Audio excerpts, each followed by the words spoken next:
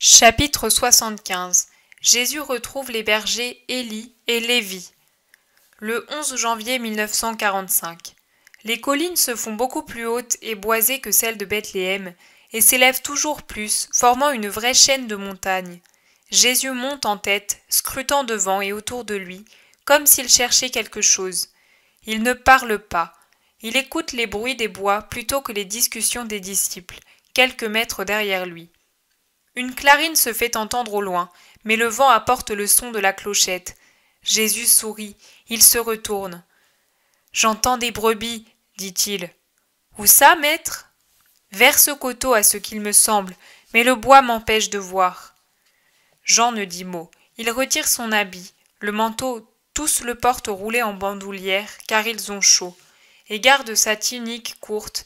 Il enlace un tronc élevé et lisse, un frêne, dirait-on, et il grimpe, jusqu'à ce qu'il voie. « Oui, maître, il y a beaucoup de troupeaux, ainsi que 3 bergers là-bas, derrière ce bois touffu. » Il descend et tous y vont rassurés. « Est-ce qu'il s'agit bien d'eux ?»« Nous le leur demanderons, Simon, et si ce n'est pas eux, ils nous renseigneront.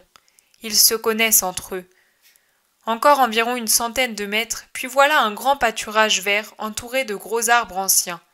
Des troupeaux nombreux se trouvent sur la pente du pré et broutent l'herbe abondante.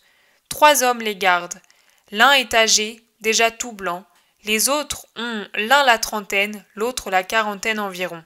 « Attention, maître, ce sont des pâtres !» conseille Judas en voyant que Jésus presse le pas. Mais Jésus ne répond même pas.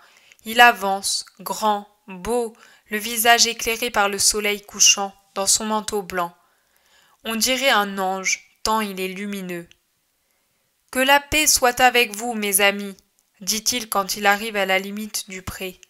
Surpris, les 3 hommes se retournent. Un silence, puis le plus ancien demande « Qui es-tu » ? « Quelqu'un qui t'aime. »« Tu seras bien le premier depuis de nombreuses années. D'où viens-tu ?»« De Galilée. »« De Galilée ? Oh !» L'homme le regarde attentivement. Les autres aussi se sont approchés. « De Galilée !» répète le berger, et il ajoute à mi-voix comme s'il s'adressait à lui-même. Lui aussi venait de Galilée. « De quel endroit, Seigneur ?»« De Nazareth. »« Oh, dis-moi, alors, est-ce qu'un enfant y est revenu avec une femme qui s'appelait Marie et un homme du nom de Joseph, un enfant encore plus beau que sa mère? On n'a jamais vu de fleurs plus belles sur les collines de Juda. Un bébé né à Bethléem de Juda, au temps de l'Édit. Un enfant qui a ensuite pris la fuite pour le bonheur du monde. Cet enfant, je donnerai ma vie pour le savoir vivant, est devenu maintenant un homme. Pourquoi dis-tu que sa fuite a fait le bonheur du monde ? Parce que c'était le Sauveur, le Messie, et qu'Hérode voulait sa mort. Je n'étais pas là quand il s'est enfui avec son père et sa mère. Lorsque j'ai appris le massacre et que je suis revenu, car moi aussi j'avais des enfants, il sanglote. Seigneur, et une femme, il sanglante encore. Je les ai vus massacrer, il sanglote. Mais je te jure par le Dieu d'Abraham que je tremblais plus pour lui que pour ma propre chair. J'ai appris qu'il s'était enfui, et pourtant je n'ai pas pu m'informer ni retrouver mes enfants, égorgés. À coups de pierre comme un lépreux, comme un impur, j'ai été pris pour un assassin. Et j'ai dû m'enfuir dans les bois, vivre comme un loup, jusqu'à ce que je trouve un maître. Ah, ce n'est plus Anne, celui-ci est dur et cruel.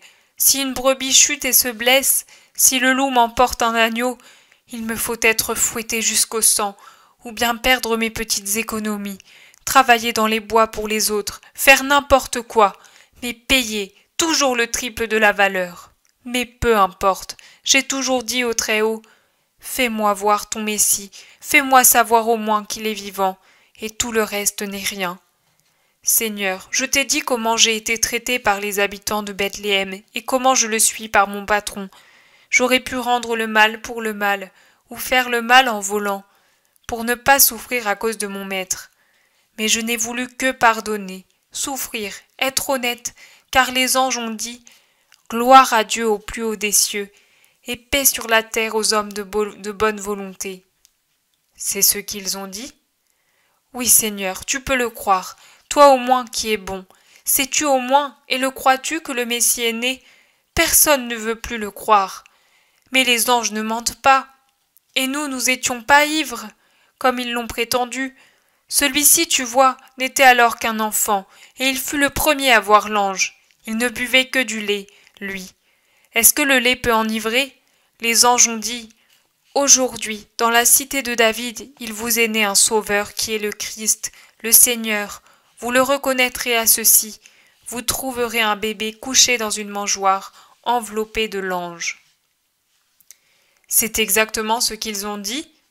N'avez-vous pas mal entendu? Ne vous trompez-vous pas depuis si longtemps?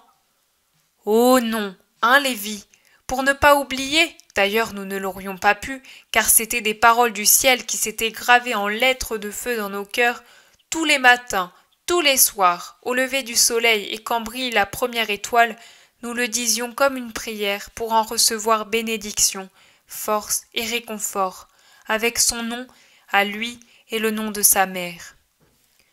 Ah, vous disiez Christ? Non, Seigneur, nous disions gloire à Dieu au plus haut des cieux, et paix sur la terre aux hommes de bonne volonté, par Jésus le Christ qui est né de Marie dans une étable de Bethléem, et qui était dans une mangeoire enveloppée des langes, c'est lui le Sauveur du monde. Mais en somme, qui cherchez-vous? Jésus le Christ, fils de Marie, le Nazaréen, le Sauveur. C'est moi. À ces mots, Jésus s'illumine en se manifestant à ses fidèles et tenaces amis. Tenaces, fidèles, patients. Toi, ô Seigneur, Sauveur, notre Jésus! Les trois hommes sont à terre et baisent les pieds de Jésus, pleurant de joie. Relevez-vous, debout, Élie, et toi, Lévi, et toi que je ne connais pas. Joseph, fils de Joseph. Et voici mes disciples, Jean, Galiléen, Simon et Judas, Judéen. Les bergers ne sont plus face à terre, mais encore à genoux. Penchés en arrière sur leurs talons, ils adorent le Sauveur avec un regard d'amour, des lèvres qui tremblent d'émotion, leur visage pâle ou rouge de joie. Jésus s'assied sur l'herbe. « Non, Seigneur, pas sur l'herbe, pas toi, le roi d'Israël !»« Laissez, mes amis, je suis pauvre, seulement un menuisier pour le monde, riche uniquement d'amour pour le monde et de l'amour que les bons me témoignent. Je suis venu pour rester chez vous, rompre avec vous le pain du soir, dormir sur le foin à côté de vous, recevoir votre réconfort. » Du réconfort? Nous sommes rustres et persécutés. Je suis persécuté moi aussi, mais vous me donnez ce que je cherche, l'amour, la foi et l'espérance qui résistent après bien des années et donnent sa fleur. Vous voyez, vous avez su m'attendre et vous avez cru sans hésitation que c'était moi. Et moi, je suis venu. Oh oui, tu es venu. Maintenant, même si je meurs, je n'ai plus rien à regretter de ce que j'aurais pu espérer sans jamais l'obtenir. Non, Élie, tu vivras jusqu'après le triomphe du Christ. Toi qui as vu mon aube, tu dois voir ma splendeur. Et les autres, vous étiez 12, Élie, Lévi, Samuel, Jonas, Isaac, Tobie, Jonatas, Daniel, Siméon, Jean, Joseph et Benjamin. Ma mère me répétait toujours vos noms, les noms de mes premiers amis. Oh, les bergers sont toujours plus émus. Où sont les autres? Le vieux Samuel est mort de vieillesse, il y a 20 ans de cela.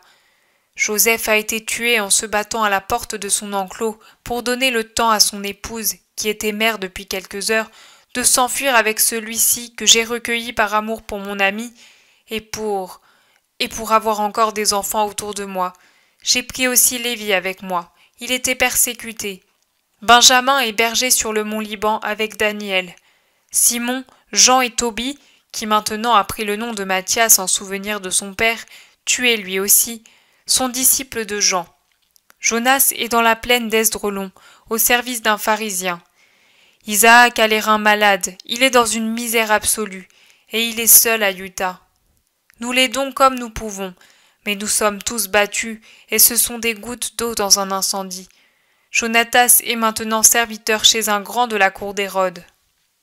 Comment avez-vous pu, spécialement Jonatas, Jonas, Daniel et Benjamin, trouver ces emplois?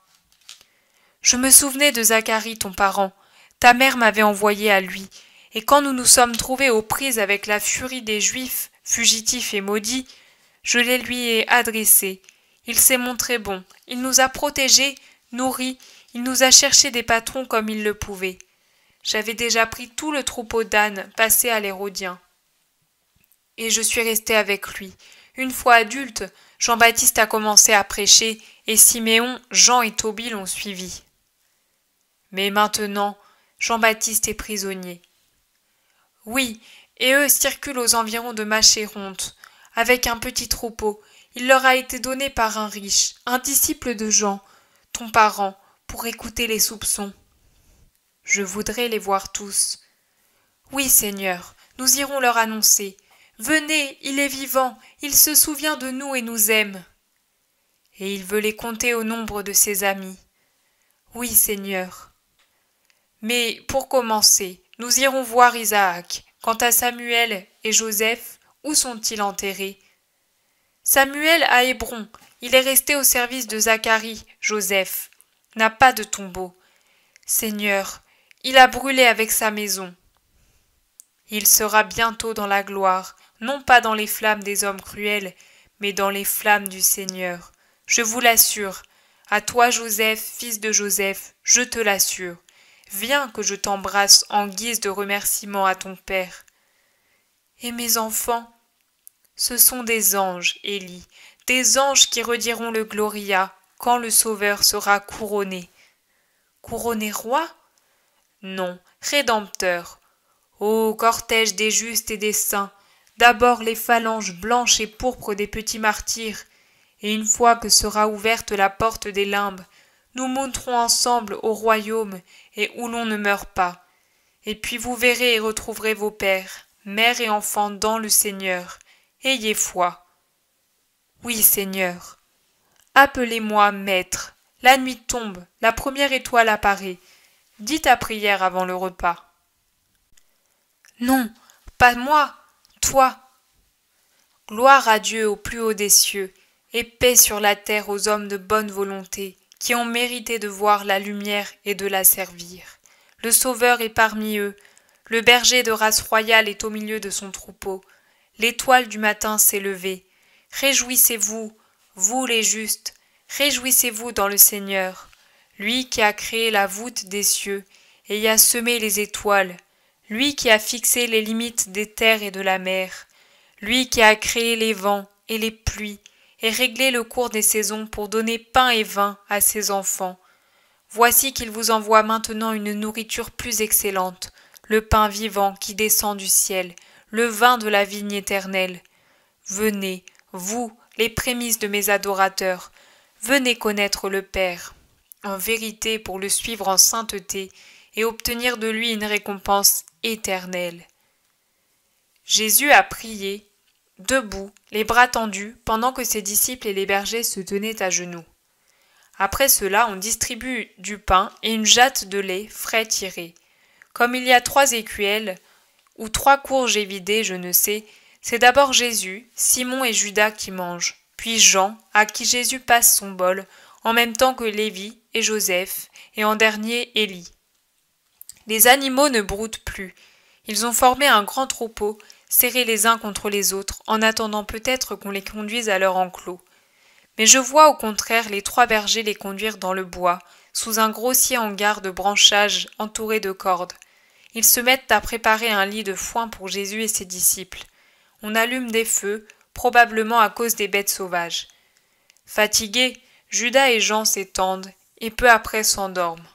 Simon voudrait bien tenir compagnie à Jésus, mais il ne tarde pas à s'endormir lui aussi, assis sur le foin, le dos appuyé à un pieu.